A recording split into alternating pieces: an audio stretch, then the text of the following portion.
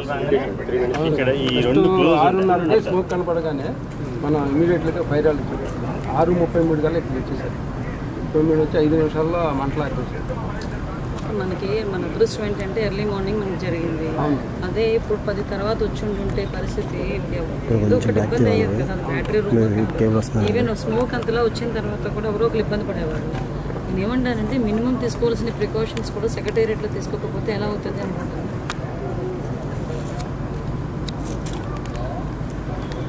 ఆ సిఆర్డీఓలో వచ్చి చెక్ చేసుకున్నారా ఫైల్స్ కానీ అలాంటివి ఏం అవ్వలేదు కదా. అంటే వాళ్ళు ఓన్లీ ఇక్కడికే వచ్చి వెళ్ళారు. వాళ్ళ మెయింటెనెన్స్ బ్యాటరీ మెయింటెనెన్స్ అంతా వాళ్ళే. బ్యాటరీ మెయింటెనెన్స్ అంతా వాళ్ళు ఎలక్ట్రికల్ వాళ్ళు పిలిపించాం. ఎలక్ట్రికల్ వాళ్ళు వచ్చి మొత్తం ఇవన్నీ వర్కింగ్లోని బ్యాటరీస్ అయినా లేకపోతే ఏమైనా డంపింగ్ వర్కింగ్.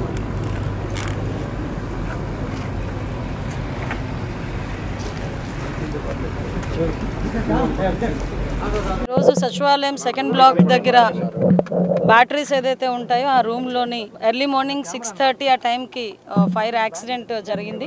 మా ఎస్పీఎఫ్ డిపార్ట్మెంట్ వాళ్ళు స్మోక్ చూసి ఇమీడియట్గా వాళ్ళు కొంతమంది ఎస్పీఎఫ్ స్టాఫ్ ఇక్కడికి వచ్చి ఆ ఫైర్ కంట్రోల్ చేయడానికి ప్రయత్నం చేస్తూనే ఇమీడియట్గా ఫైర్ డిపార్ట్మెంట్ వాళ్ళకి చెప్పడం వితిన్ 3 minutes ఫైర్ డిపార్ట్మెంట్ వాళ్ళు కూడా ఇక్కడికి రావటం. ఓవరాల్గా చెప్పాలంటే ఒక 8 to 10 minutes మధ్యలో ఫైర్ అంతటిని కూడా కంట్రోల్ చేయడం జరిగింది. ఫర్దర్గా పెద్ద ప్రమాదమే తప్పింది అని అనుకోవాలి. ఎందుకంటే అక్కడ నుంచి కొంత స్మోక్ కూడా పైన ఉన్న ఫ్లోర్లోకి కూడా వెళ్ళటం, అక్కడ కొన్ని ఏసీలు పాట్ అవ్వటం, అదేవిధంగా బ్యాటరీలన్నీ కూడా కొంచెం ధ్వంసం అవడం కూడా జరిగినాయి. అవన్నీ కూడా ఫైర్లో కొంచెం కాలిన కాకలు కూడా కనిపిస్తున్నాయి. ఇమీడియట్గా మొత్తం డిపార్ట్మెంట్ వాళ్ళు, జిఏడి వాళ్ళు, అదేవిధంగా సిఆర్డీఏ వాళ్ళు అందరూ కూడా ఇక్కడికి వచ్చి దాని మీద ఏం జరిగిందని ప్రిలిమినరీ రిపోర్ట్ కూడా ఈ రోజు షార్ట్ సర్క్యూట్ వల్ల జరిగిందని ప్రిలిమినరీ రిపోర్ట్ కూడా ఇవ్వడం జరిగింది. అయినప్పటికీ కూడా ఇది పోలీస్ డిపార్ట్మెంట్ వాళ్ళకు కూడా అప్పచెప్పి డిపార్ట్మెంట్ వైజ్ గా కూడా దీని మీద క్లియర్ కట్ ఎంక్వైరీ చేస్తున్నాం. ఏదైనా ఇది యాక్సిడెంటా, ఇంటెన్షనల్ గా ఏదైనా జరిగిందా అన్న కోణంలోని కూడా దేన్ని కూడా చులకనగా తీసుకొని మన లైట్ గా తీసుకొని పక్కన పడేట్లా ఇమీడియట్ గా దాని మీద ప్రతి ఒక్క విషయంలోని కూడా కూలంకషంగా ఎంక్వైరీ చేసి రిపోర్ట్ ఇమ్మని కూడా చెప్తున్నాం. ఇప్పుడు ఫోరెన్సిక్ డిపార్ట్మెంట్ వాళ్ళు కూడా ఇప్పుడు వస్తున్నారు. ఫోరెన్సిక్ వాళ్ళు ఇచ్చిన రిపోర్ట్, అదేవిధంగా పోలీస్ డిపార్ట్మెంట్ వాళ్ళు ఇచ్చిన రిపోర్ట్ బేస్ చేసుకుని